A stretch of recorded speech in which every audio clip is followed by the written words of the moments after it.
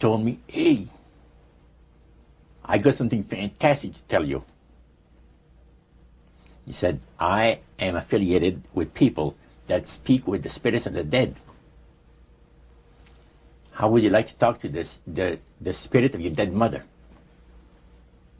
And I was shocked. I was shocked. He said, you wouldn't be afraid of talking to the spirit of your dead mother, would you? Well, I said, I'll tell you what, I would have to give that some thought, because it's something I never thought about before in my life. Heart Research Center presents A Trip into the Supernatural with best-selling author Roger Morneau. While still a young man in the city of Montreal, Roger Morneau became involved in the worship of demons. In this two-part series, Roger gives us a first-hand account of his harrowing brush with the powers of darkness and ultimately his divine rescue. Also joining him are Cyril and Cynthia Grossi, the very couple who first pointed Roger from the darkness to the light. Conducting this exclusive interview are Dan and Karen Houghton of Heart Research Center. Let's now join the Houghtons and Roger Morneau as we together enter part one of A Trip into the Supernatural.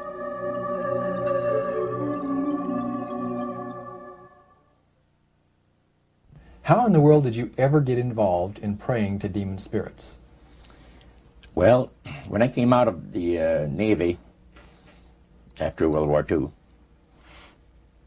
I was looking to take up a trade in Montreal, Canada. And at that time, I ran across a fellow that had been on a particular ship with me. And he said, hey, Morneau, you're alive. How nice to meet you. He says, let's have a dinner tonight.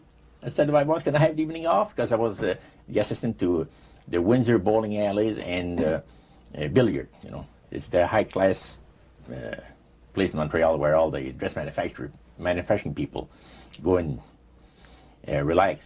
So I got the evening off, and I went out. We went out and had dinner. He told me, hey, I got something fantastic to tell you. He said, I am affiliated with people that speak with the spirits of the dead. How would you like to talk to the spirit of your dead mother? And I was shocked. I was shocked. He said, you wouldn't be afraid of talking to the spirit of your dead mother, would you? Well, I said, I'll tell you what, I would have to give that some thought, because it's something I never thought about before in my life. Most of us probably haven't. A little afraid of something like that. Well, he says, you know, it's written all over your face. You're afraid of going to a seance. But he says, I know you. He says, you're going to come. And then he started to tell me how brave I was when I was aboard ship, you know, different things. He says, you're not the same man. You've changed. You're chicken. That's all I needed to hear. I said, when do we go to a seance? So one Saturday evening, we were in the place. It was the very first time. Very beautiful place. The medium was a lady. She had a gorgeous new home in Montreal. And there were about 20 invited guests there, which I was one of them. And she communicated with the spirits for different people there, and telling them what the spirit said. And then there was one lady that had been talking almost continually before the seance started, and she didn't believe in the dead appearing and all of this and all that. And she said, well, I would have to see my dead sister, she says, to believe it. So while this the seance was going, one man said, I would like to talk to my friend that died 6 months ago, but I don't want him to appear. Just want to talk to him, because he says, I don't trust you talking to my friend for me. So the medium says, let me inquire of the spirit. Yeah, the spirit will talk with you. And that big masculine voice was heard in the place. It says, hi, Frank. It's nice of you to ask for me to talk with you. And they had a little chat. And after it was over, Frank says, this is the greatest thing on earth. to be able to talk with the spirits of the dead. Then the medium said, we have a very special surprise tonight for you people. A spirit will manifest itself openly here in a few minutes, and it's like a big gust of wind hit the building and right through the wall. Now the lights weren't terribly bright, but they were like living room lights, a couple of floor lamps, and maybe some of these, and that translucent being seemed to come right out of the wall. How did you feel right at that moment? It's almost like my heart stopped a little bit. Okay. Very weird feeling. So it was a lady in a beautiful evening gown, swirling. And she said to Mary, my dear sister, you are so wonderful to have asked for me. And Mary fainted and fell right off her chair on the floor. And a couple of guys jumped up and picked her up, and spirit gone. And that was the beginning of it. That's how you got into it. Yeah, that's the way I got into it. After a while, you see, there's something interesting about the human mind. You can adjust to an awful lot of stuff. You can adjust to a lot of things that would terrify you to begin with. After a while, they become common and ordinary. So you mean contact with the supernatural can become commonplace and ordinary and doesn't bother anybody? Yeah. In other words, the more that you do it, you're not uncomfortable. That's right. It's just not an uneasy feeling. Yeah. So how did you feel about it? Then I got into a secret society that worshipped the spirits, you see. Well, now how is that different from the seance, Roger? It happens that the seance are not involving in many ways. But when you get into a secret society of spirit worshippers, then, and especially when you're invited there by the direction of the higher-ups in the spirit world, you never get out of there alive. And this is exactly what my friend and I were up against. We didn't know anything about it. And there was a very, very popular big band leader. Jazz musician? Band, yeah. Very famous. He played a lot in Montreal, Canada, Vancouver, the big cities. And one night we went to one of these seances, and he was with his wife. Now the spirits had told him what to do. Spirit told him, there's two of these guys, give the names, and your wife will want to talk, we'll make it so that your wife will want to talk to the medium when you say that you want to go home because you're tired. As soon as you see that these guys are starting to want to leave, then leave with them at the same time. And as you get outdoors, you ask them if they're driving. They'll say, no, they're going to take the tramway a couple blocks away. Well, you invite them to get in your car with you, and that you will take them to a fancy restaurant and treat them to some good food and talk about the merchant navy. And that's what the guy did. And there we were in this plush restaurant, pulled into a little alley, and I can still see it like it was yesterday. Just enough room to pass the car, back alley, that happened to give on a restaurant that was on St. Catharines Street, which is the main street of Montreal. And that was quite an evening. So Roger, you're at this restaurant. What happened? Well, after we were seated, in entering there, the place was just full, packed tight. But there was a couple of tables against a wall that had a reservation sign on it. And the owner of the place recognized the band leader and came and said, good evening, and you gentlemen want a table. So you're one of the reserve people. So we sat there, and we had our favorite alcoholic beverages, you know. And as we talked, the band leader says, how long have you fellas been involved with sorcery? And it shocked us a little bit. And I said, exactly what do you mean? Well, he said, you know, what you people are doing, talking to the supposed spirits of the dead. He says, this is silly.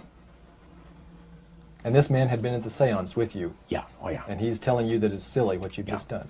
Because see, my wife, he says, goes to these seances because she gets comfort and she gets something good out of it, good feeling out of it. And she lives for what the spirits are going to see that the future is going to be like. To me, he says, I can't bother with this stuff. He says, I want power. I go right to the source of power. And he says, how do you think that I became famous the way that I am? Well, I said, you must have had some good luck. Well, he says, there's no such thing as good luck. He says, there's either some power working for you somewhere, or you don't get ahead in this world. Not in my type of occupation. So it went from there. We got talking about spirit worship.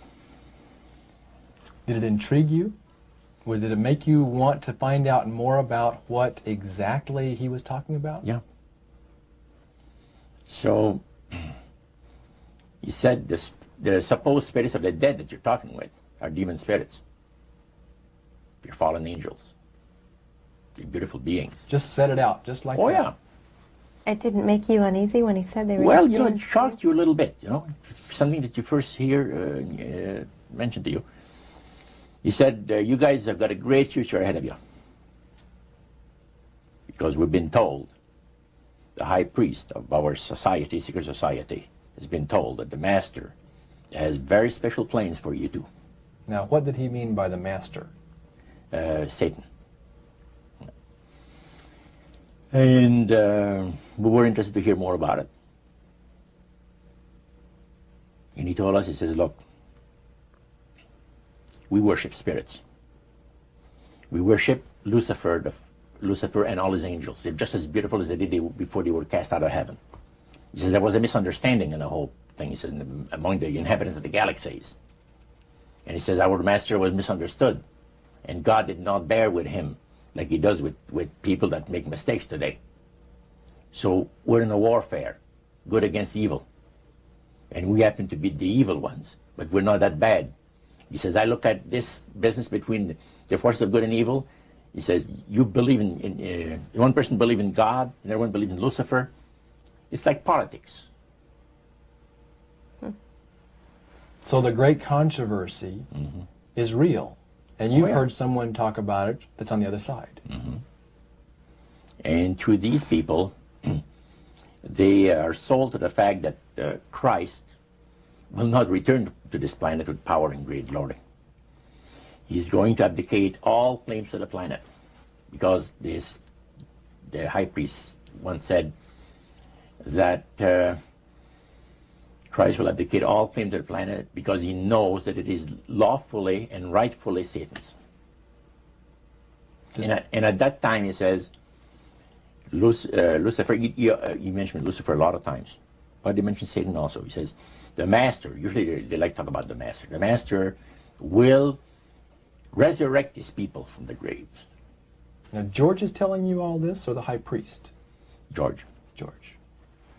Okay, when the evening wound down, and you're putting a cap on all that, you guys had consumed some alcohol. Yeah. And did you feel like that there was kind of a one-shot deal? You didn't know if it ever happened again? What happened after that? He said, no. I said, listen, guys. He said, I like to have you, he says, meet some of our people.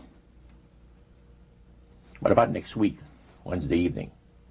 I'll pick you up at your place, and you're invited to one of our services. Services? Like a church service? Yeah, something similar like that. It's a testimonial to the spirits, how the spirits have blessed your life. See? So, when we left there, I said to myself, this guy is half drunk. I'm not going to hear from him again, you know. But it was true. Wednesday night came, he was there with his big Lincoln, step in, and we went to one of the most beautiful area of Montreal. And the place was a mansion. Now, a mansion is usually very large. We call this a small mansion. It was beautiful. Most beautiful place. Yeah. Roger, your friend George took you and Roland to this mansion where people worshipped the demons. Mm-hmm. What was it like there? What kind of people were there? Well, it was a big surprise for me, as I kind of made up in my mind an idea that they were going to be rough-looking characters. But as we entered the place, I was amazed to see that they were all very well dressed, well-mannered, and that a lot of the people, as we were being introduced to people, were professionals, doctors, attorneys, a lot of business people. And see what they had? They had a praise session to the gods, which is the spirit counselors, which are in charge of legions of spirits, of demon spirits. And they talk about what the Lord of their lives has done for them, because they call on particular spirits, like the god Nehushtan, which you read in 2 King about. The Israelites worshipped the golden serpent that Moses had made. Mm-hmm. Well, behind the spirit worship, behind that, they were worshipping the serpent. They were actually worshipping this spirit Nehushtan. And the same spirit Nehushtan is, the priest was telling us, that the medical doctor that was telling us how he was making operations that had never been made before, because people had to be awake, have no feeling. He was able to, carry on surgeries that had not been done before. Mm-hmm. But the spirits would give that capacity to be able to operate without people feeling any pain and things. And also without no problem with the blood, because as he would cut his incision, because incisions, everything open and with no blood running. Mm-hmm. So he could do the work that has not been done before. So. Now, I recall reading in your book that at this praise worship service they had, they would sing hymns. Why would they sing hymns in a demon worship? Yeah, this was kind of a big surprise to me when that took place. The priest said, "Hey, let's go down to the worship room of the gods and have a praise session, a singing session." So we go down there, and what did you think they pass around? Church hymnals, Christian church hymnals. And I couldn't believe this. I said, "What's his business?" So the priest says, "Well, now," he says, "for those of you that are new, let me tell you that this is the most feasible way," he says, "to please the spirits, is to deride Christ and his people, and his church and all that." So they sing out of Christian hymnals. They didn't sing Christian words to the hymns, however. Well, they changed a lot of them. Mm-hmm. Yeah, and not for the good. It's a form of blasphemy. Yeah. Mm. Such as you see today in the rock music world. You see the entertainers, they have these crosses. Mm-hmm. Ladies got earrings, crosses. Mm-hmm. The guys got the cross. This is a form of blasphemy, a form of deriding Christ. You see. Spirits cause the people to do that, to find pleasure in wearing this type of emblem, which is the cross is the emblem of the crucifixion of Christ to the Christians. So what were your impressions the first time you went down into that worship room? Well, it was, we'd been there maybe a half a dozen times, and the high priest told us after the meeting was over, he wanted to talk to us, my friend and I. So after the most we had left, he says, "The master of my life has revealed to me that it is time for you people to become acquainted with the worship room of the gods." Well, we started to move toward a beautiful grand staircase. Beautiful. The banister was huge. It was massive, and the wrought iron work that they had done in it was super. The beautiful decorations on the walls, the chandelier on the first landing. See, that was the first landing. You go down about 8 or 10 steps, and then you had the first landing. It was huge and beautiful. The light arrangement was the nicest I had ever seen in my life. When we got into this sanctuary area, it wasn't very brightly lit, but everything was magnified the beauty of certain things. Like a lot of the things were gold plated. are gold trims. You see, the little altars where they had the spirits that had materialized. They photographed them, and then they had paintings made of them. And there was probably about maybe 100 of those around the place. Sort of like a shrine. Yeah, and underneath there was a little altar where you have incense and things that they would use in their prayer sessions and things like that, devotions to certain spirits. And some of the objects in there, the priest said, were solid gold. It was a unique experience to see that. So how did you feel when you walked into that room? I felt that these people had power, and they had a lot of it. Did that attract you? Yes and no. You had mixed feelings about it? I had mixed feelings about it, yeah. Because to a certain extent, things looked so good and sounded so good to us. But you see, I'd been brought up in a Christian home where my parents had told us we were 8 children in the family, and especially the older ones, you know. My dad says, well, you know, if you get involved in wrongdoing, you're going to have to pay the price. There's always a cost for everything in this world. So this thought kept creeping into my mind. Just how far you go with these spirits before we start paying the price. See? So it made you just a little bit nervous. Oh, yes. But yet you kept going back. Oh, there was no way out. Because that's what we're told. You knew at that time. Yeah. So you were moving forward more on fear. More on fear, yes. Because the high priest said that the master had special plans for us in our lives. And that no one ever went into this society unless they were invited by the spirits. See, so that was made very clear. And he also expressed to us the danger, explained to us the danger of going against the will of the spirits. And he mentioned about this one man and his wife that live in a fireproof building in Montreal. The place burned right down within a minute. He was one of their members that had decided that, well, he wanted to think things over. He was not going to get initiated at a time that the spirit said he would like him to be initiated into the society.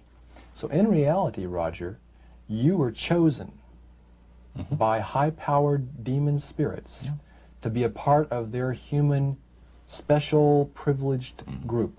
You see, these people in Montreal, the society, like the priest mentioned, there's thousands of spirit worshippers in only different societies of spirit worshippers in this world. But he says, we are the elite. We know the real truth about the master and his angels. And they're not hideous-looking beings. They are gorgeous creatures. And from the paintings that they had on the wall of the walls of that worship room, they were unique beings. Especially there was a painting full size, full length painting of the fallen Lucifer above his altar, and that was very fascinating because he looked like a man of great intellect, high forehead, the way that he looked with his eyes, the way he had the eyes looking. It gave you a depth of perception of somebody that is very, very knowledgeable and powerful. Powerful, yeah. So Roger, this high priest that you talked about, he is the one that ushered you down into the worship room. Was he also the one that led out in the praise sessions that you talked about? Yes, and he had an assistant also, another priest. Okay. Now, when you would go to these praise sessions, what kinds of things happened at those sessions? Well, there's a lot of success stories. Positive mental attitude kinds of things? Well, yes, a lot of success stories. The masters has done this for me and that for me. I remember one lumber dealer, he had like half a dozen different operations in the province of Quebec, and everything that he touched seemed to turn to money. You know? And he was telling about it. And then there's this other person that was a clairvoyant that would work only for the wealthy people, only for the super wealthy. He says, I have the know-how, they have the means, let them pay. So he advised in business transactions.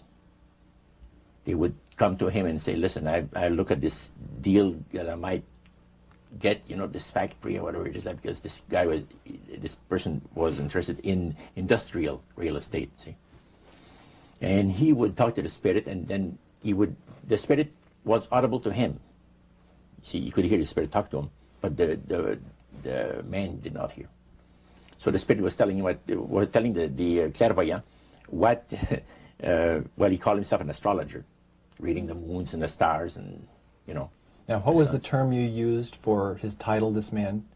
Clairvoyant. Clairvoyant. Oh, clairvoyant. Clairvoyant. Okay. Yes, and it was interesting. This person stood up and says, I had a nice little experience last week.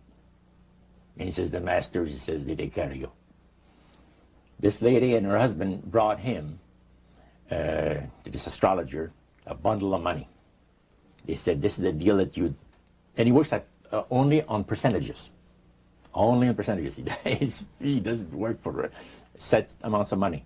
Only percentages of what the people are going to make. So he said, they brought me a substantial amount of money. And they were very happy with it, and I thought it was very reasonable. But then my guide, spirit, says, ask them when they're going to give you the other $1,700 that is really yours. And he says to the folks, I would like to know now, before we leave here, when will you have the $1,700 to give me? That makes up my part of, you know, rightful part of the deal. The wife fainted, and the husband says, we'll have the money for you in 24 hours. So that was this type of priest. So he was thanking the demons for helping him to know that. Oh, yeah. Demon spirits, yeah. At what point did this demon worship start to affect you personally, Roger? Well, it wasn't too long that the priest mentioned to us that the time had arrived for us to start trusting the spirits and give the spirits a chance to work for us. And there was a number of gifts that you could choose from, you see. And I used to play the horses, some. Not knowledgeable at all. I used to go to those bookies, you know, play the horse every so often. But I said, hey, I would like to be able to, for the spirit to instruct me on the numbers and the name of the horses that's going to win, you know, at Belmont or some other racetracks like that. Make myself a little money. So the priest says, it'll be given you. And sure enough, one night whether I fell into a trance or dreamed the thing, I don't know exactly what happened, but I saw 3 races that were really going to pay big. And these horses were dummies, so to speak. You know what I mean? They were not really good horses. They were like one horse paid 21 to 1 because he was that poor, right? The chance of winning was so poor that they paid 21 to 1 on him.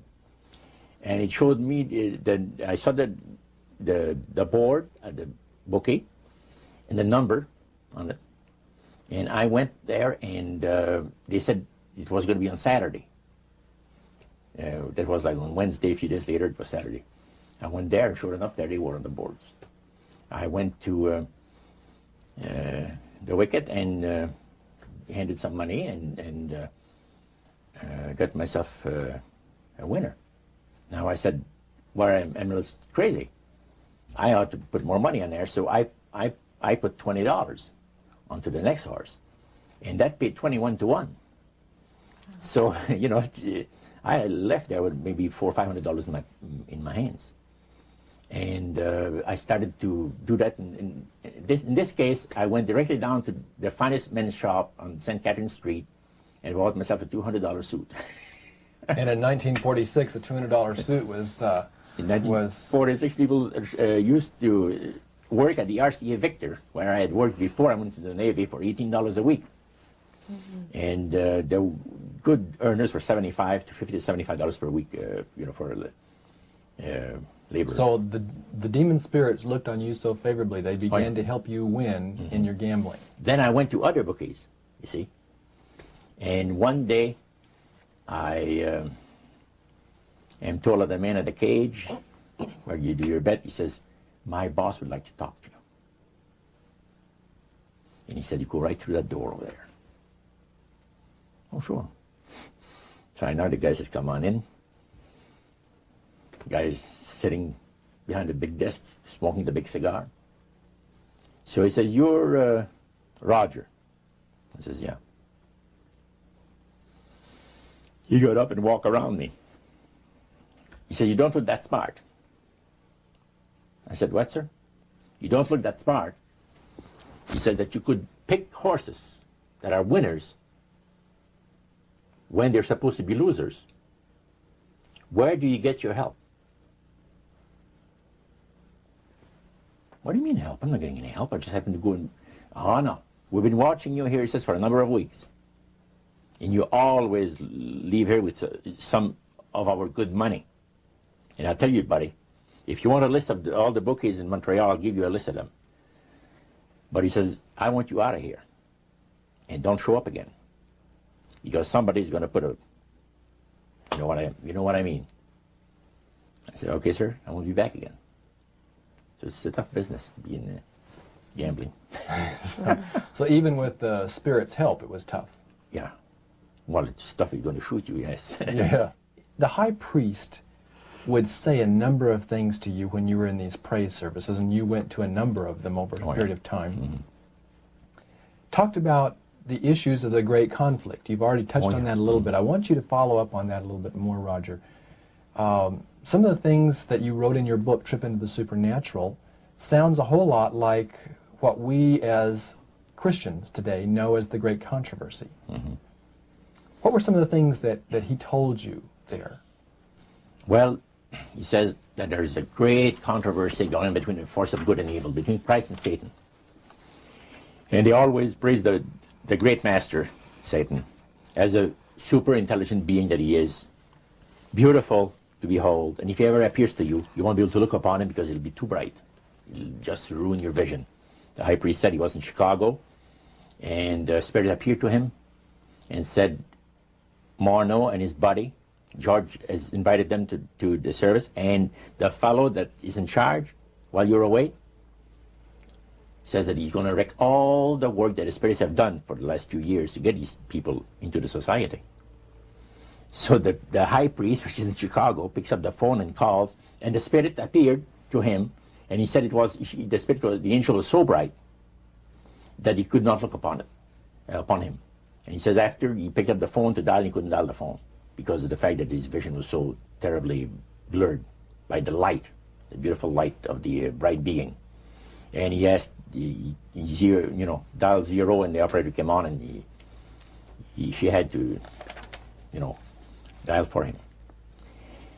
And they talk about many, many things in regards to, who's going to win this conflict.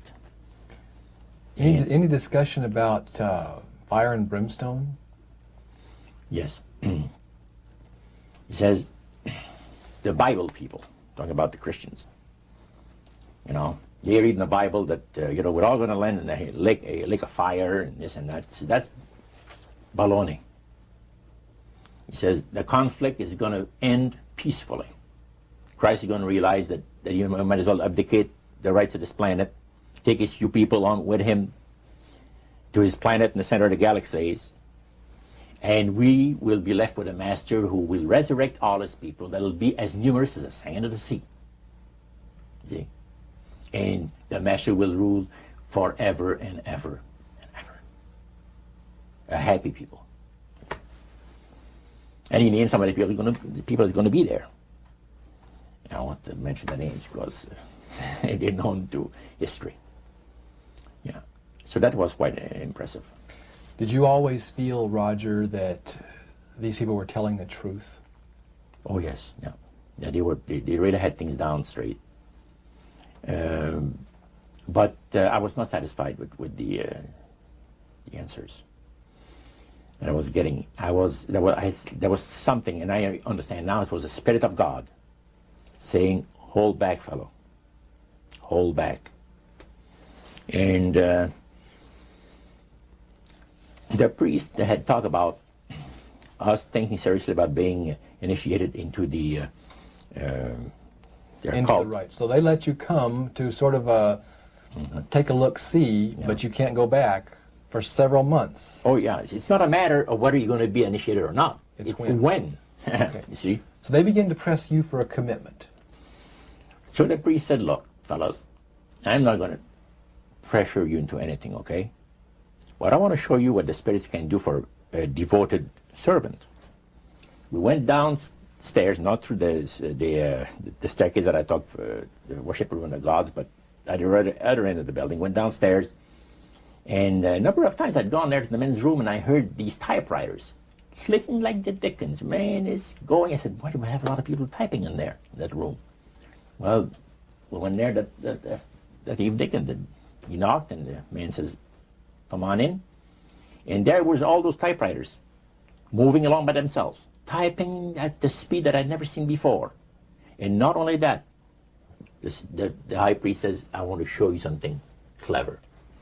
So he says, follow me. So we went around the table. There was like 2 long tables, and they had about 10 typewriters. And he says, now notice that the typewriter types to the right, then doesn't go back. It types back to the left. Isn't that something? I had never heard of things like that before. He said the spirits are doing the work. And he introduced us to the man. And the man is a lawyer. And he said, how much money did you make last year? Oh, he says, it's in the 6 figures. You see? So this lawyer had a business in the building that housed the worship room. Oh, yeah. And he had a whole room full of typewriters. Yeah. And he put paper in there, and demons That's typed. all he did. Put typewriter paper in there. It was And what came out? What was it that came out? different briefs for court cases. And so he would sell these to people? Oh yeah. Okay. He had this service to the legal profession. And the high priest was The showing United States and Canada.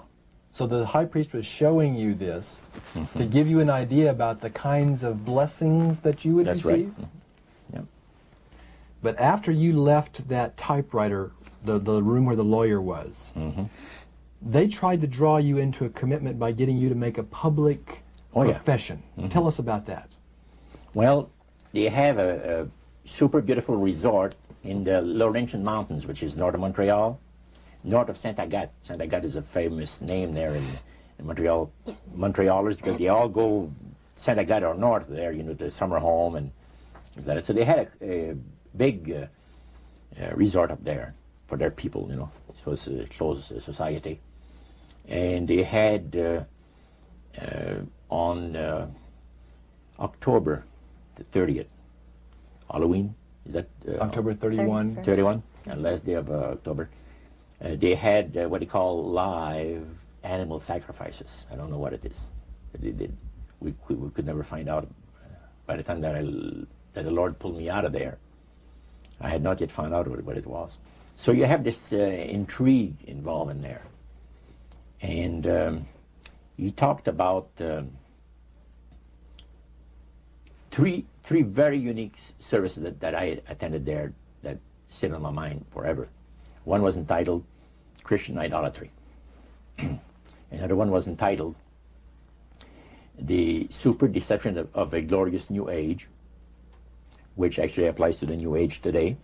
And this was 1946 that we're talking. And then the other one was Satan's Great General Council of the 1700s. And I must say the things that I heard there was an eye-opener. First of all, we'll go through the Great General Council. Okay. At the beginning of the 1700s, said the high priest, Satan and all his spirit counselors held a Great General Council with one purpose in mind. It was to prepare for the great industrial age that was soon to break upon the world. And Lucifer also foresaw another age that was to follow that, where tremendous scientific discoveries would be made by people, and we would enter a unique age that would change the way that everybody lives. It would also serve to usher in the end times and the close of the great controversy between the forces of good and evil. And the priest said that Lucifer had been studying the Bible. And he found in Daniel 12:4, where we are told about the time of the end, many shall run to and fro, knowledge shall be increased. He understood it to be that we're getting to that point. And he had, with all the spirit counselors, to change their modes of operation in order, to ensnare people. And they devised a way whereby people would disqualify themselves from being members of Christ's kingdom. And he was just very candid about this. Oh, yeah. Telling you and the rest of the group, 60 or 70 people there, the plans that close to 100 people. Lucifer had revealed to him. And by the time the council came to a close, they had 3 major policies that were going to be followed. First, they were to see to it that humans would be made to believe that Satan and his angels do not really exist. Because up to that time, you could walk down a street of Paris and you would have signs that would say, well, you have a soothsayer or, or a fortune teller of some type, and if you want to put a curse on someone, you could go and see this other old lady over there, the old witch. That's the way it goes. But now it had to change. Lucifer says we have to make sure that people, humans, get to believe that Satan and his angels do not really exist. Roger, that's interesting because a recent research study report that I read indicated that in a national survey, I believe it's over 75% of people do not really believe in a real tangible devil. But there is one. Oh, yeah. Now, the next thing, the 3 parts policy that they had adopted there, the second one was to find a way of being able to get total control of people's minds. And that would be done by taking hypnotism out of the realm of the occult and introduce it as a new science for the benefit of mankind. So part of what the high priest told you was Satan's strategy to take total control of people's minds. They felt that by taking hypnotism out of the realm of the occult and introducing it as a new science for the benefit of mankind, they could then use people of great renown, educators, people of capacity, that would do great things, such as supposedly regress people in time to former lives that they had. And of course, after the session is over, the person would not know a thing about ancient history, and the person that she or he has talked about performing, certain deeds, we'll say 3,000 or 4,000 years ago. But this was their strategy. Now, what this would do for the thing is this, that it would create in the minds of the general public, solidly set in the mind of the general public, an unwavering trust in that great deception. In other words, people could, they would believe it. This person was hypnotized, was regressing time to, former lives, and did this and did that, and no deception. Maybe Alexander the Great, we'll say, and some of the generals and people like that. And the person, after the session is over, comes out of hypnotism, and he or she doesn't know what she's talking about. So now this would be a way of de-Christianizing the Western world through the avenue of mysticism. Now the time came when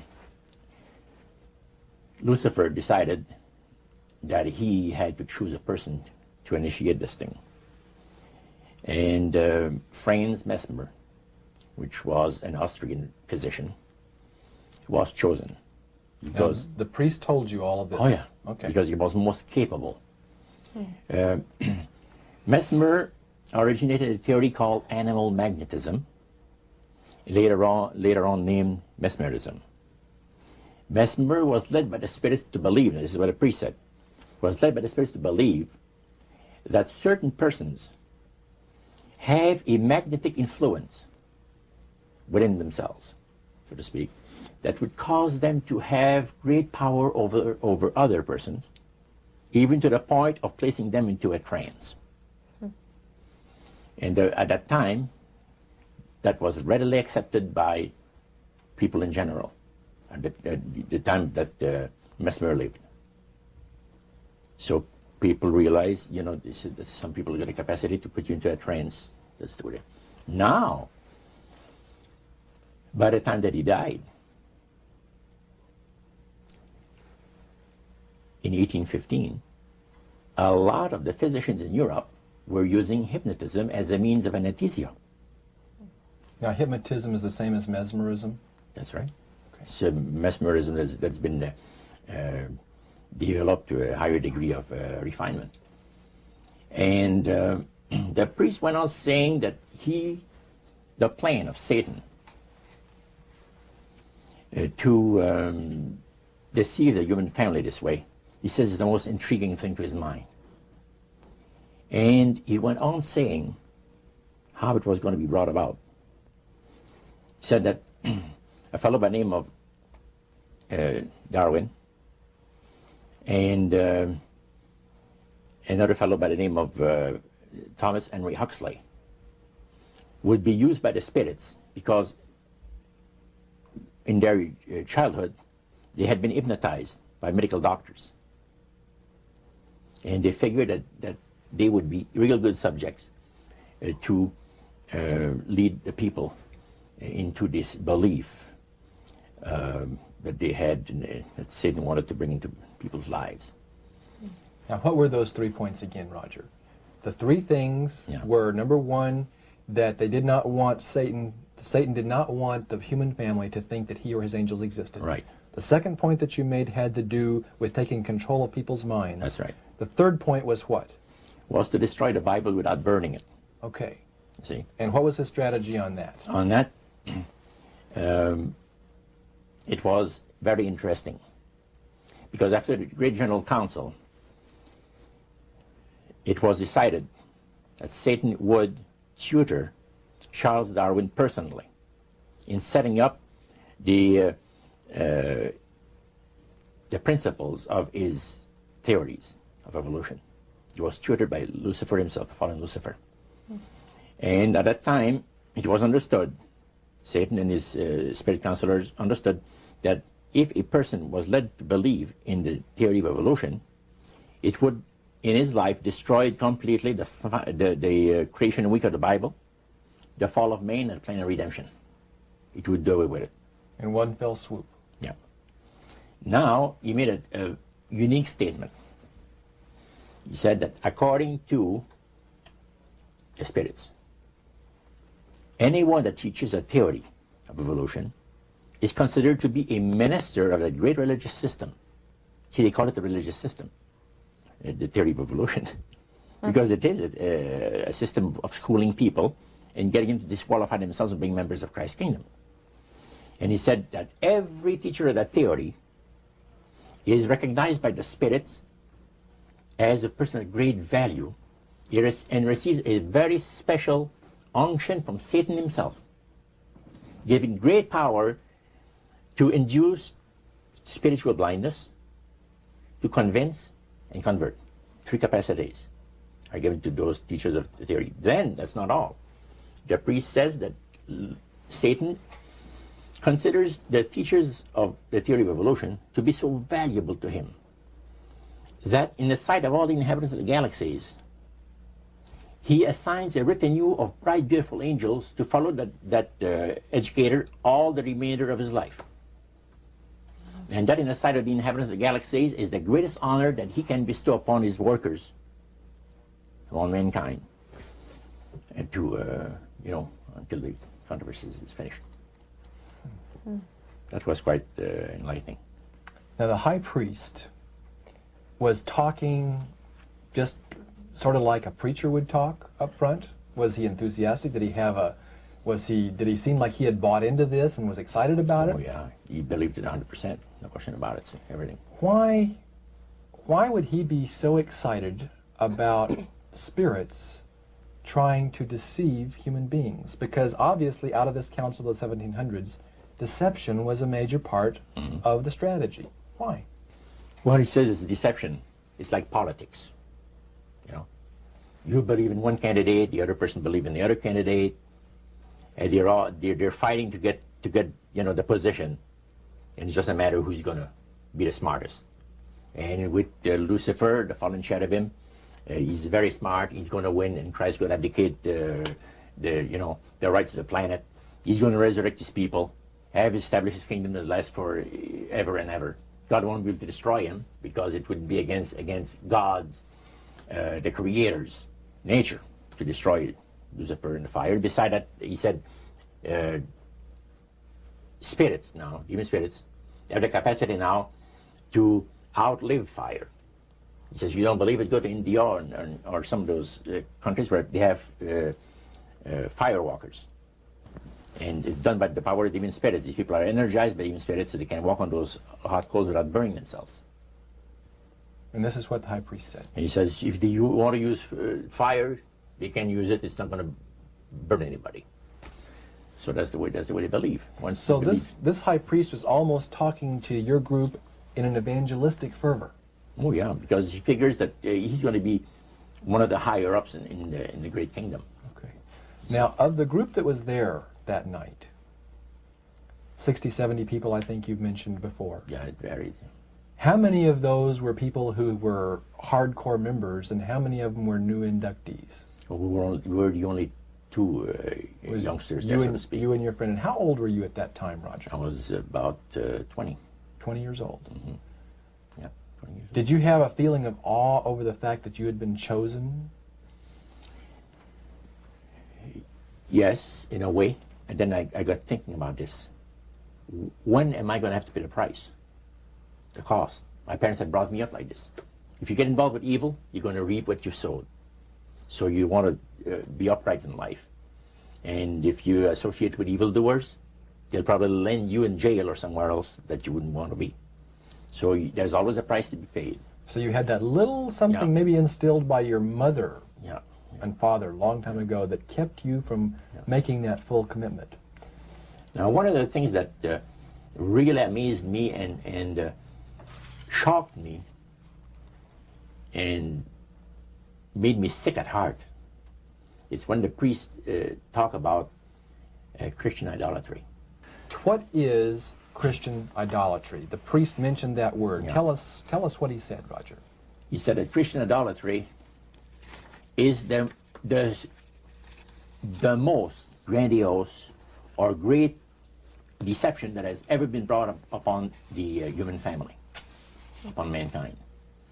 And he says, and he boasted that demon spirits are continually defiling Christian churches through the avenue of necromancy by using a form of spirit worship that involves hundreds of millions of Christians into idolatry without their being aware of it. Now, what is necromancy? Describe or define necromancy for me. Their belief, popular belief of necromancy, is to conjure the spirits of the dead. So that you can speak with someone who has died. Right. Like the seance that you originally went to was the practice of necromancy. Yeah. Now, the priest says that the super deception is brought about in only one way. Through the deceptive belief that man has an immortal soul that lives on after death. And he said that constitutes idolatry through necromancy. So he says there are hundreds of millions of Christians that are practicing idolatry while they think they're glorifying God. See? Because they believe that the soul is immortal. Yeah. They may not be talking to the supposed spirits of the dead. Oh, yeah. Contrary to popular belief, necromancy does not consist of conjuring the spirits of the dead. The reason being that man is totally mortal and does not possess an immortal soul. So who are they talking to? He says the friendly demon spirits that have always found over the centuries great delight in impersonating in apparitions departed loved ones and persons of great renown. Now, friendly demon spirits. Friendly demon spirits. Are there more than one kind of demon spirits, Roger? Well, there's three main divisions, and then there's divisions within those divisions. You have the friendly demon spirits that seem to have the finesse and the refinement, and they're not upset about what happened when they were thrown out of heaven from what I gather. Then you have the warriors. They like to bring misery and destruction in the lives of people. Then you have the oppressors. And the oppressors are the real wicked spirits that hate God with all of their, the Creator with all of their might. You know. So he went on explaining. He says, now, necromancy is in reality a belief, a religious belief. People believe that the dead have entered into a higher state of existence than they had when they were alive. Also that they are in a position and have the capacity to help the living here on earth. See? Then he said, he says this is where things get really interesting. He said, according to the great master, a person does not have to supposedly call upon the spirits of the dead to receive help, you see, to be involved in necromancy. All he needs to do is to believe in life after death. Because he said, necromancy is the belief that man is human, as a human being, has an immortal soul. So anybody that believes that man has an immortal soul is involved in necromancy. It's that simple. That's the way he explained it. Yeah. So how does that constitute idolatry? By people believing that they are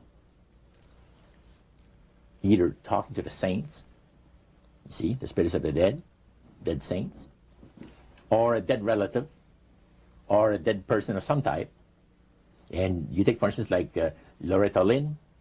She says on national television, and I have the date on it, that I heard it myself.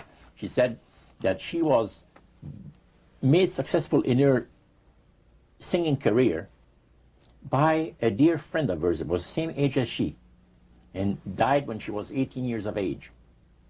And Loretta was trying to get into the singing world, you know, but she says, I had no success at all. Until one night I was sitting in bed reading a book.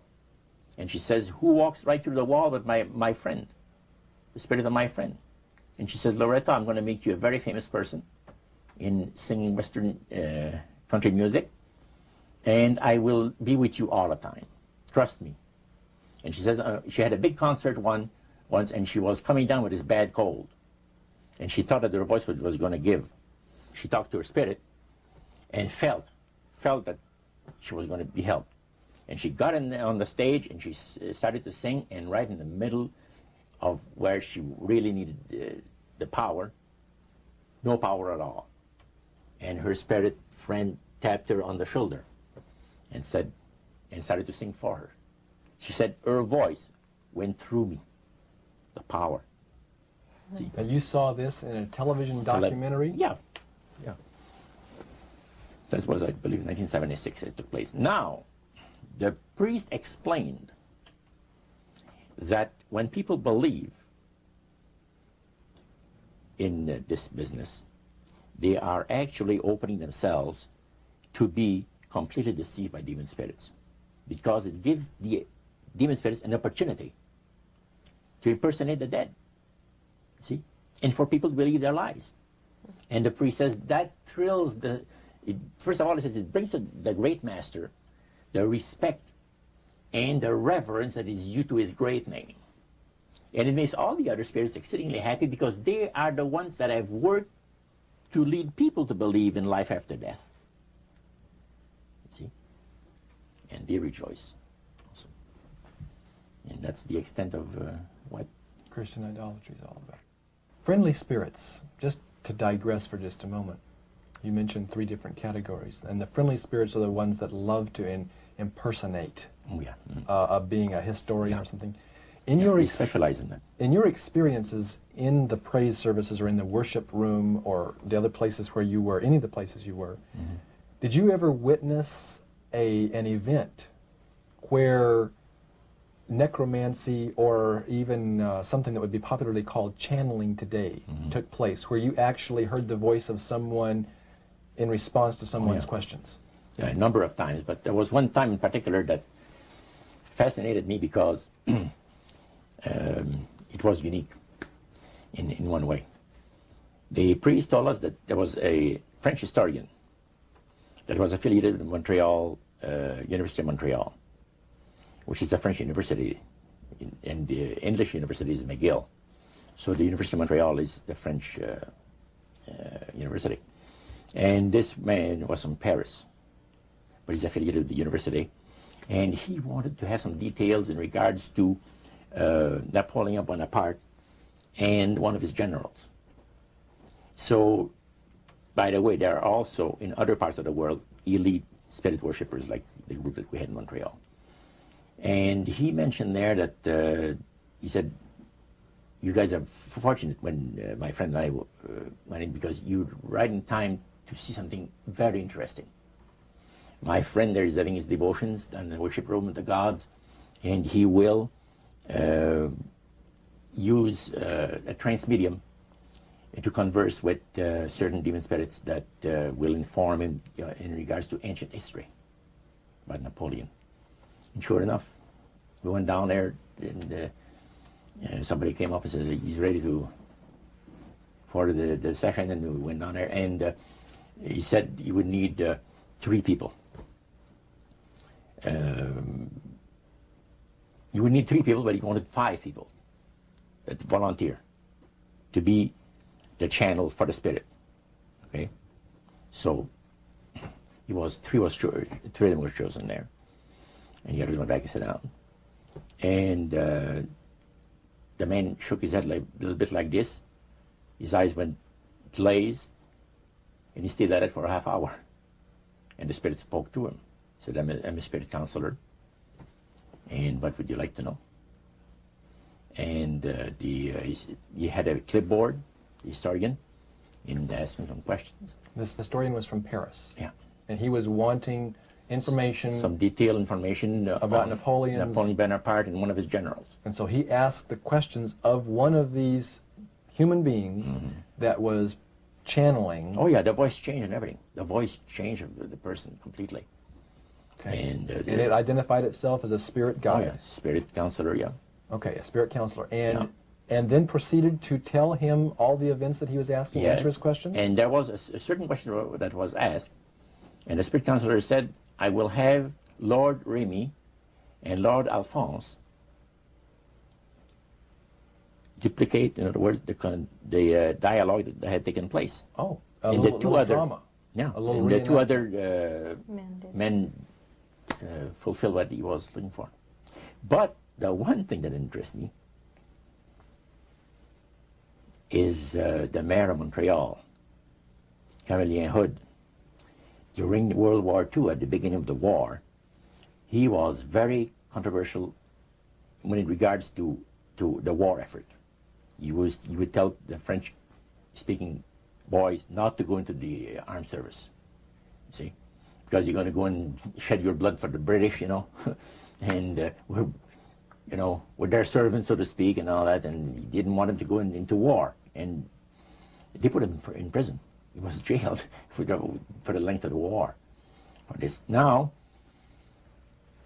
the man said, I would like to have you tell me, to the spirit, to give me part of the speech that was given by Camelien Hood on the steps of the Montreal City Hall on a certain date. There are different versions of what has taken place, and you, Lord, would know the exact one. Now, the mayor of Montreal was still alive. Was still alive. And this historian is asking what was actually said at a speech. Yeah. Okay. The spirit counselor said, I'm sorry, I can't help you. All of my activities and my people have taken place in Europe. However, after my departure, our departure, other spirits will come and help you. And sure enough, the guy vibrated a little bit, and he's back, and he said, boy, how long? He said, 20 minutes have been used as a channel. So they, again, the spirit entered into him, and the spirit said he was a spirit counselor that could give him the information that he was looking for. So, again, it was given verbally, and it was the voice of Camelien Hood. Now, how did you know that it was the voice? Well, because of the fact, you see, I was a youngster in those days, just about ready to go into the army. And Camelien, we used to listen to the radio We had no television in those days, so it was only radio and read newspaper. And all the speeches of coming in, made, and all of it was on the radio all the time. And in those days, they had no tape recorders, such as we have now. So they would, Canadian would have to go to the Canadian Broadcasting Studio, where they made a record, a real phonograph record. And then they played it over and over, you know, for the rest of the day. So you listened to those as a teenager before you went into the Army, so you knew his voice. So I knew his voice really good. So I said to George, he was sitting next to me, he said, "Isn't it amazing?" He said, "If you think that's amazing, wait," he says, "until the spirits impersonate one of the departed people that you know, personally, like an uncle or a brother or a sister or something like that." He says, "That is unique." But that's the way it was. You are able to reproduce a voice, man, and the just to perfection. The spirits are exceedingly proud of this, because, and this also was right up my alley. The priest said that as the times on this planet gets more and more difficult, and calamities of all kinds are striking the planet more and more frequently, demon spirits are going to impress people with the importance of Sunday sacredness. Roger, when I was a teenager back in the 1970s, I remember a song that came out talking about the age of Aquarius. And since then, we've seen the development of the New Age, and I wondered if back when you were involved in spirit worship, if they talked about New Age at all. Oh yes, it was a big thing that was coming up. One of the major deceptions of the last days. And the priest told us, we talked quite a while, and then he said, "Could I have a little bit more of your time? I want to do something very fascinating." He says, "The grand plan, the Master's grand plan for harvesting the nations, for harvesting the multitudes of the earth into his cause, just before the close of the great controversy between the forces of good and evil." So we continued, you know, after we expressed ourselves that we're deeply interested to know more about the activities of spirits. And he said it's going to be done in a unique manner. This grand plan is going to take people are going to eat the stuff. Because he says spirits, demon spirits, will declare themselves to be inhabitants of far distant planets in the galaxies that are coming to warn the inhabitants of planet Earth of the impending destruction of the planet, unless something seriously proper is done to avoid it. And he went on saying that they will claim to have out-of-body experiences. Are you familiar with out-of-body experiences? I've read about them. In other words, so there's some persons are supposed to be able to, you know, they believe in their immortal soul. Astral soul projection. Yes, right. Goes into different parts of the world and sees things and come back, and then they write all about it, you know. I've heard of that. So, due to the fact that the millions of the earth, people, believe in people having an immortal soul, it has to be readily accepted when the spirits will, through a trance medium, converse with influential people of the land, you see. Now, what is a trance medium? It's a channeler today. What is known today as a channeler? Channeler, yeah. Okay. Shirley MacLaine's experience of getting involved with spiritism and with the supposed inhabitants of far distant planets in the galaxies, I taped the whole thing. It's 3 hours. And you were hearing the fulfillment of what this high priest had said 45 years ago. Yeah, exactly. So he went on explaining about the fact that the spirits will show themselves willing to give valuable guidance that will not only help people avoid the destruction of the planet, but it would cause them to enter into a higher state of existence. For instance, he said the spirits will promise, and this is a big word, promise, that if their recommendations are followed carefully, they will usher in a glorious new age of peace and prosperity, and there'll be, well, there'll be no more wars, see. There'll be no more famines. There'll be no more people getting unhappy with one another. Neighbors will love neighbor, and social unrest will not take place no more. There'll be perfect happiness for 1,000 years. That's what the Spirit is going to promise. And almost like the Garden of Eden created all over again. And now we find that a lot of preachers are preaching the great age of glorious new age of victory over wars, victory over social unrest, victory over famines, and victory over all kinds of and he used the words new age to describe what was coming. It would be a glorious new age, yeah. And this is exactly what the movement is all about today. And he went on and said, as I said a little earlier, that as life on this planet becomes more and more difficult, and calamities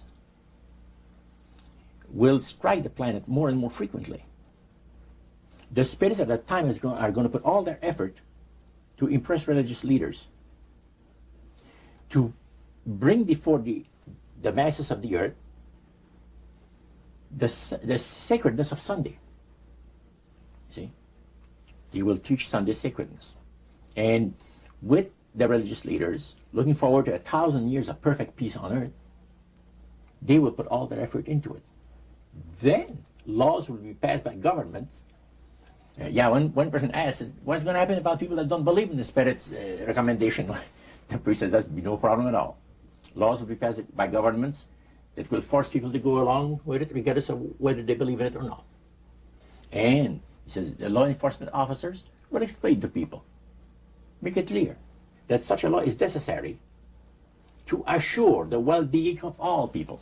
He says the laws will be passed with no effort at all. And then he went on and he said about the fact that the venerability of the sun, which in ages past was such an irritant to the Creator. All these great nations and other nations, the smaller ones, were all involved in sun worship. And in those centuries, the Creator found that teaching of worship of the sun to be a terrible irritant. And he said, it is going again to take place, but not in worshiping the sun, in remembering Sunday to keep it holy. He made a statement I would never forget.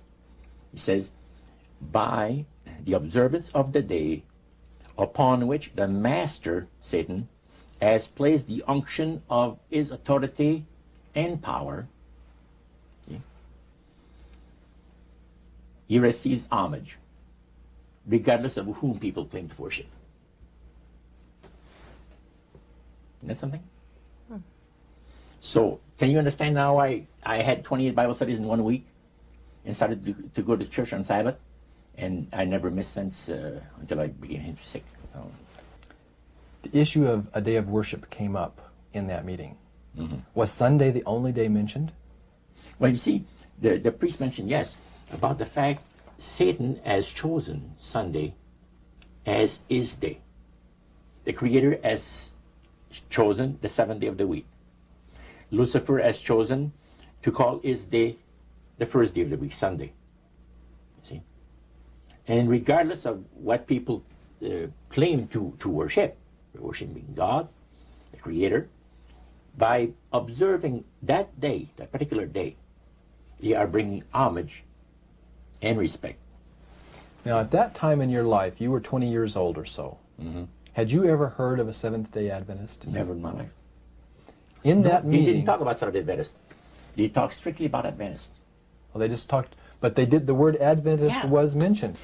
The priest was telling us that necromancy, as I mentioned earlier, is the belief that the dead have entered into a higher state of existence, etc. And he says, for centuries, friendly demon spirits have worked diligently to establish and uphold in the religious convictions of all people the belief that man has an immortal soul. See? Then he boasted about the fact that the master was so smart in that he had deceived the whole world, even in this age of great scientific knowledge and understanding. Then one person put his hand up. And the priest says, yeah, yes, you want to say something? He says, what about the Adventists? You can't count them deceived regarding the state of the dead. And I got a question. What about, how come that they can't be brought under the great deception? The priest said, you're right. I apologize, says here, I made a mistake. When I said that all the millions of people living on the face of this planet, everybody, you know, was honoring the great master. I forgot the Adventists. There's so few in number when you figure the billions and all people, I didn't even think of mentioning it. So I'm sorry. Then he says, secondly, the reason why they can't be brought under the great deception, let me explain about it. Now he said, my next statement is going to upset some of you. But what I'm telling you is the honest truth. It is factual. It's reality. The fact that the Adventists observe the biblical Sabbath of creation and reverence the Creator on that day, it makes it impossible for the spirits to deceive them. They are giving very special help and great spiritual insight. And he said, under these conditions, they are not ordinary people. And that stayed with me, man, just like this. And when I heard the word Adventist, when Sarah told me later on, which we're going to cover later, I asked him, I said, what denomination do you belong to? He said, I'm a Seventh Adventist. What's that again? He said, I'm a Seventh Adventist. I said, is that the same thing as Adventist? Oh yeah, he says, a lot of people call us the Adventists. They don't talk about the 70s. Same thing. Boy, I was interested. I bet you were. Now, I wanted to know what his Bible said. Yeah, I bet you did. Because that was the one group that under question only, the high priest of the demonic worship house. Yeah. The thing that he had said to you was, this is the one group that can't be deceived. That's right. And so somewhere back inside that that resistance you had came out, and you awoke. A few months later, that experience, unique experience, was instrumental in helping me make a decision for Christ. And also, I had no hesitation to join myself to God's commandment-keeping people because of the fact that I knew what kind of people they were. And after having had 28 Bible studies in 1 week, I started to keep the Sabbath, fit forever. But you see, the time that I had these Bible studies, 4 hours per evening, we started at 7 o'clock and finished at 11 o'clock at night. We had this Bible study similar to what you showed me the other day, that you have in your pocket. The Bible studies were about an hour. There were questions, and then you looked at the verses that they gave you in the Bible, and you had your answer. It was so fantastic.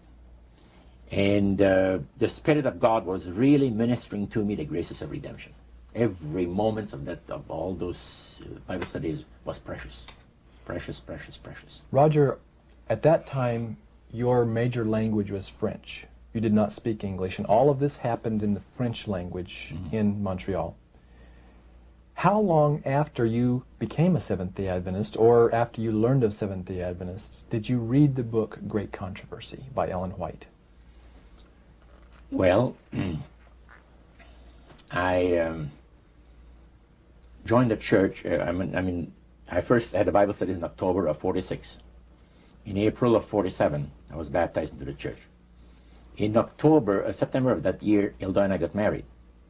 And the French church in Montreal gave us, as a wedding gift, the Conflict of the Ages series. And I had not read the Great Controversy up to then. But then you read it. Oh, yeah. And what went through your mind when you read the book Great Controversy, thinking back on the experience you'd had maybe just a year or so before? That's right. What went through your mind? This person is inspired. This person has got knowledge that nobody else has on the face of the earth, except, the Spiritists that I was mentioning, because it's so unique. See?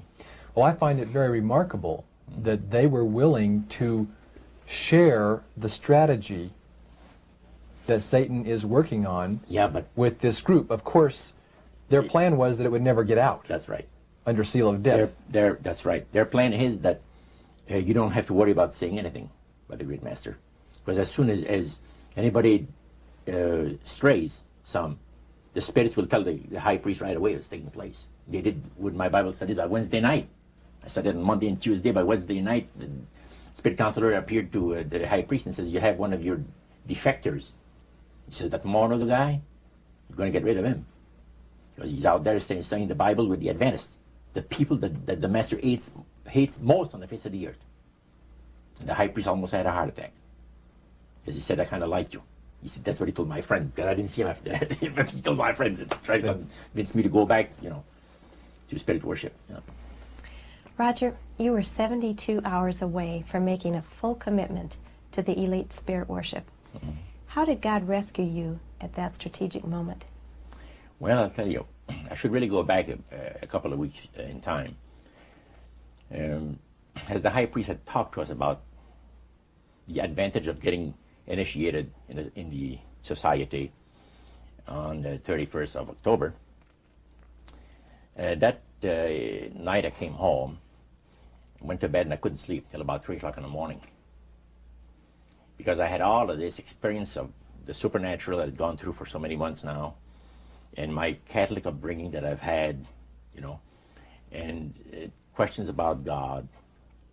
Now I knew there's a God, because the Spiritist made me well aware of that. But I was in a state of terrible unrest. I could not have slept. And without even giving it a thought, somehow, I said, as I was laying on my bed, I said, if there's a God up there that cares for me, help me. That's all I said. Next thing I knew, the alarm clock rang. It was 6:30. It was time for me to get up and go to work. At that time, I had changed employment. I had taken a course in embroidery for the manufacturers of ladies' dresses in Montreal. There's embroidery companies that makes all this, the piping and sequins work and all of this, fancy designs, sure, on ladies' dresses. And that's where I was working at the time. You were just 72 hours away, as Karen mentioned a moment ago. You had prayed without even realizing what you were doing. God was about to rescue you in a very special way. Tell us about that. What happened that Monday morning? Well, let's go back to the Friday. Okay. Previous to that. I was working for a Jewish firm. And the bosses, one kept the Sabbath and the other didn't. And Harry, which was the one that didn't, as I was going out to have my cigarette at the afternoon break, he said, Roger, when you come back in, come into my office, I want to talk to you. I said, okay. I came back in and he said, close the door. I closed the door. He said, I want you to do me a favor. Oh? What do you mean? Well, I'll tell you what. He said, you notice yesterday or a couple of days ago, there was a fellow here that I showed around the shop. And, yeah, I said, yes. Well, he's going to be starting to work here Monday. And he's not just an average guy. He's a Christian, but keeps the Bible Sabbath. I said, go over that again? He says, yes, like the Jewish people, he keeps the 7-day Sabbath. Saturday is the 7th day of the week. Well, I said, let me tell you, sir, the nuns have told us that there's been a mistake made in the calendar, that actually what shows to be Sunday is the 7th day of the week. Oh, no, he says, there wasn't no mistake made in the calendar, he says. Saturday is the 7th day of the week, like you see it on your calendar, and he says it never was changed. And Sunday is the 1st day of the week. Oh, and I said, that's interesting. I said, I'm going to have to go to the library and check this out. Oh, you don't have to, he says. He pulled out his desk drawer open, pulls out his big dictionary, and he looks up Saturday. And it said the 7th day of the week. And he looked at it on Sunday and he said the 1st day of the week. Okay. Well, I said, that's pretty interesting. Now, here's what I'd like you to do for me. I'd like you to, first of all, I'm going to have this man work next to you, on the machine next to you. And don't tell him that I want to know what denomination he belongs to. You got to be very tactful. You have all the time in the world, even if it takes a month, he says. He says, I tell you what, he says, it's the craziest thing, he says, that I've been thinking about this guy, and I can't get him out of my mind. About this, the fact he's a Christian and keeps the seventh-day Sabbath, keeps the Bible Sabbath. And he said, you know, I got more important things to think about than stuff like that. So he said, I want to find out what denomination he belongs to, and I just did. I said, why didn't you ask him? Well, he said, no, I wouldn't do that. That's too personal. Okay. So he wanted you to ask him and find out for him. Find out and not let him know that, you know, the boss was interested to know. So Monday morning came, and the new fellow came in, and the boss introduced him to the people. There was about maybe 50 people working in that plant. And he said, Cyril's an accomplished embroiderer, and we'll be very happy to have him here with us, and, you know, made a little speech. Then he walked him to his new machine, and he says, Roger, meet Cyril, and I shook his hand, and we started to work. And it was not more than about 20 minutes that I was working that my machine started to skip stitches. So what happened? You have to stop and back up where you were. And I was working on sequence. In other words, the sequence come up. There's a row of thread behind it. They're all set up, and it's on a spool. And then the needles put them in there. And when it skips, you got to stop, back up, start over it from where it left off. It wasn't too long that I'd done this 2 or 3 times. And that really made you happy, I bet. Man, I was mad. And as a French person, usually they don't go easy on the saints and gods. I was using some language that was not that great for Cyril. But anyway, I called the boss over. I said, come and see this machine. I'm having trouble with it. He checked it, worked on it for 5 minutes, you know, work with it. Beautiful. I sit down again, start to work, the same thing happens over again. Harry, after he tried that 2 or 3 times, he said, Joe, come over.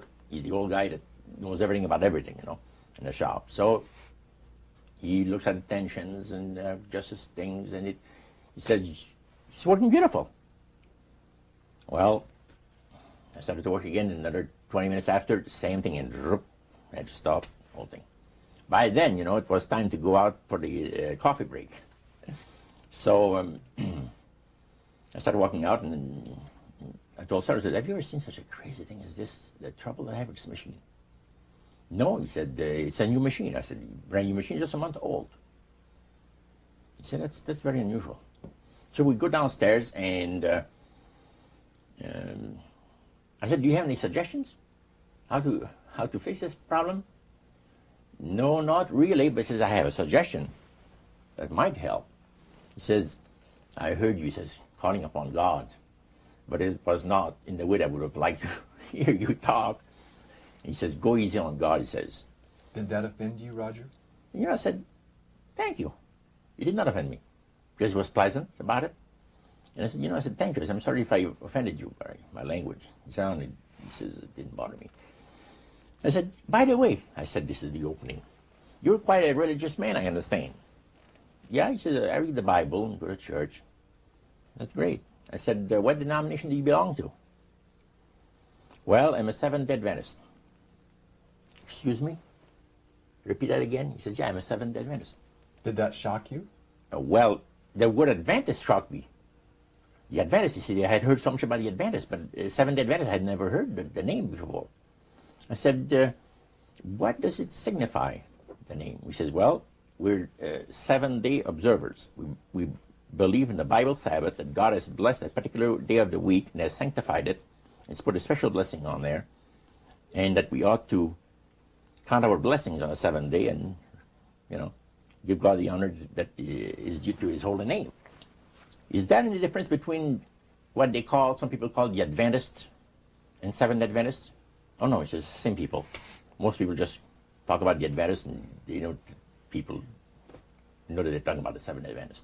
Then your interest was really piqued. Now I said, man, what a unique thing to have happened to me, that I meet one of these guys. So we talked about a number of things.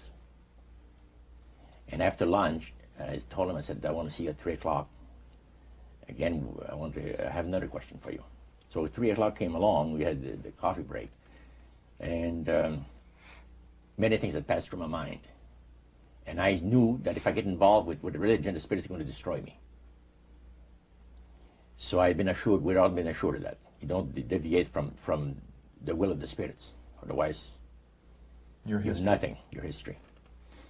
So I told him, I said, Cyril, would you show me out of the Bible the things you told me today? If I went to your house? He says, yeah. Yeah, he says, yeah, I'd be glad to. He says, when, next week sometime? No, not next week, tonight. Did he look surprised when you said that? Yeah, he's surprised. He said, what's the big hurry? I said, I can't tell you why. But it has to be tonight or never. He said, you serious? I said, yeah. And you can't tell me why it has to be tonight? I'll tell you the reason why. He says, I would like to have you come another night. Because I have my collection of jazz records that somebody's coming to look over. He had been collecting jazz records for years. And he said, I have somebody's interested to buy them. But he said, well, I said, well, forget about it then. And he said, man, he said, you really mean what you say? That you want to see these things in the Bible? I said, sure. Okay, he says, come to my place 7 o'clock tonight. Give me his address. So that evening, 7 o'clock sharp, I rang the doorbell. 28 Bible studies in a period of 1 week, 7 days. 7 days, 4 hours a night. 4 hours per evening, yeah. 28 Bible studies. Now, they didn't plan this. So, as we chatted, and I just met Cynthia, now, Cyril told me, I got to explain things to you a little bit. I am not a baptized member of the Seventh Adventist Church. I'm just studying into the church doctrines with the minister.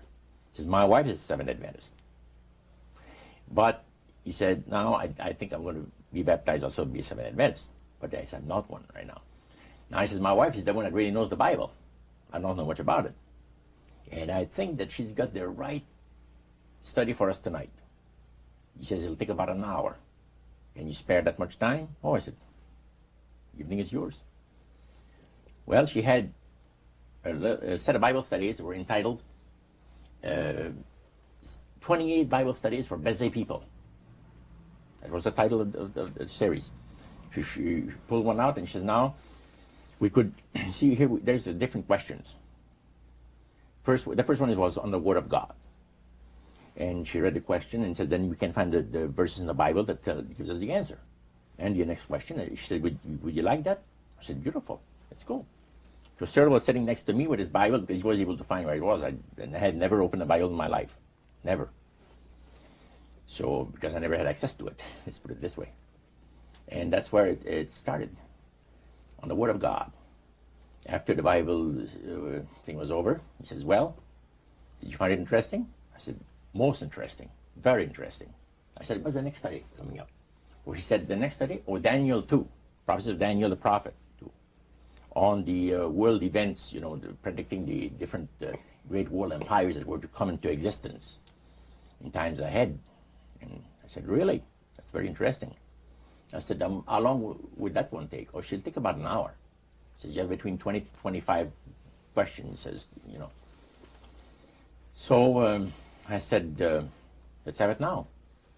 Oh, well, she said, no. She said, when could you come back? I said, why come back?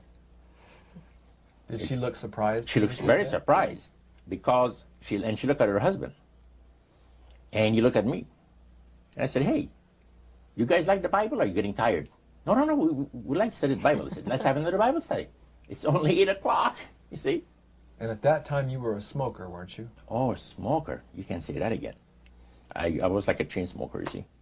And when I had accomplished something worthwhile, I used to reward myself with a cigar 2 or 3 times a week. And this is what the love of God, the power of the love of God operates in the lives of those that the Lord is trying to bless, and in the lives of those that are bringing the blessing. Now, this did not take place. First of all, we kept on studying. We had 4 Bible studies that evening. And when it came to 9 o'clock, we had Daniel 2 over with. I said, what's the next Bible study? And she said, well, the one that we're going to have, will you come on the weekend? Could you come on the weekend? I said, yeah. I said, I can't come on the weekend. What is the title of it? She gave me the title. I said, man, that's interesting. It's only 9 o'clock. Let's have it now. So Cyril looks at her, you know, with very surprised look on his face. And Cynthia, she looked at him. And I said, what's going on between the two of you? It's like you have a conspiracy that says that we're not going to study the Bible, this guy, more than, you know, than an hour or two. But she said, let me be honest with you. Our minister, Pastor Taylor, has been giving us instructions on how to give Bible studies. Because Cynthia says, you know, I never have given Bible studies. And we really wanted to know how to give Bible studies to people that ask us the reason of the hope that is in us. And he's told us exactly how to do it. You have one Bible study per week. If the people are exceedingly interested, you could have one in the middle of the week, another one. But never more than that. And she says, we've already passed our quota. So the reason, Roger, for their hesitancy was not the fact that you were blowing smoke in their face. Oh, no. It was because they were trying to follow the instructions that their pastor had given, and you were asking them to break all those rules. That's right. Do you think they could sense your urgency? Sarah and Cynthia told me later, yes. They said there's something very unusual about this man, Cynthia told her husband, because they went to get water, and to get me a glass of water, and she went in the kitchen to get something else, whatever it is, and she said, what do you think of? And Cheryl said, there's something very unusual about this man. He said, you want to study the Bible? Let's study the Bible. We won't tell about Elder Taylor. Let's not say a word to Elder Taylor. You know, we're going to ruin the whole thing. Going to keep it a secret. Because the minister had said, you know, you give people a spiritual indigestion, and they'll never want to open the Bible again. You understand? But this shows that there are some times when someone's appetite for it is so strong that you have to follow the leading of the Holy Spirit. The Holy Spirit, yeah, that's it. And they had prayed about this thing. Now, Cyril had told his wife, this man is coming for Bible study at 7 o'clock tonight for a Bible study. And he smokes. He's a smoke fiend. What are we going to do? Should we tell him not to smoke in our home? He said, if we do that, I'm afraid he's not going to stay for the Bible study. What would have happened if they had asked you not to smoke? I would have said, I'm sorry. You're not my kind of people. You see, you're too reserved for me. I'm sorry. And still to this day, I thank God for the leading of the Holy Spirit that at that crucial time moved in there and inspired these people to say, you know, wouldn't you die, Cyril, for us to save us all for Christ? Cynthia said to her husband. He said, yeah, it's not going to kill us, even if we inhale all the smoke that he puts out, right? Because they had prayed about it, and then they had thought about it, and then when it came to be 6:45, he said, what are we going to do about the smoking? Are we going to tell him not to smoke or what? And then when she came out and she said, you know, let's put up with it. Well, we had that third Bible study. Now it's 10 o'clock. And I said, by the way, what's the next title? And she told me about it. My goodness, this is a beautiful Bible study. I said, let's have it.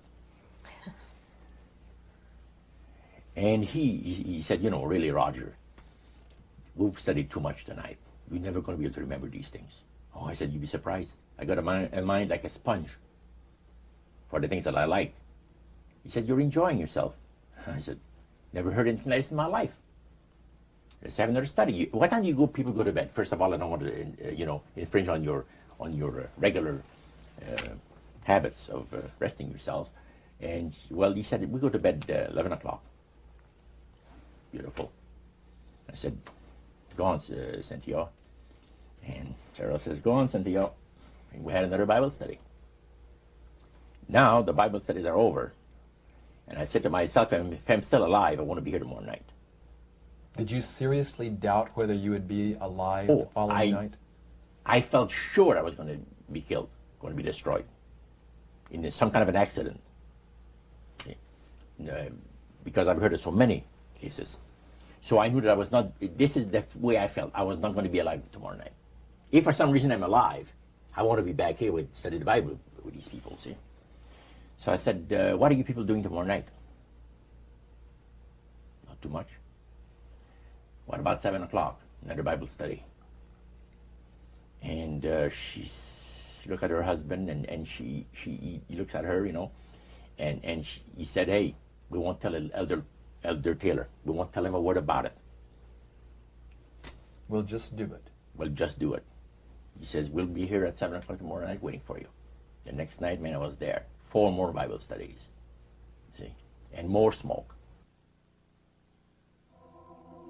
This has been part 1 of A Trip into the Supernatural, an interview with best-selling author Roger Morneau, as conducted by Dan and Karen Houghton of Heart Research Center. The conclusion of this exclusive interview is contained in part 2.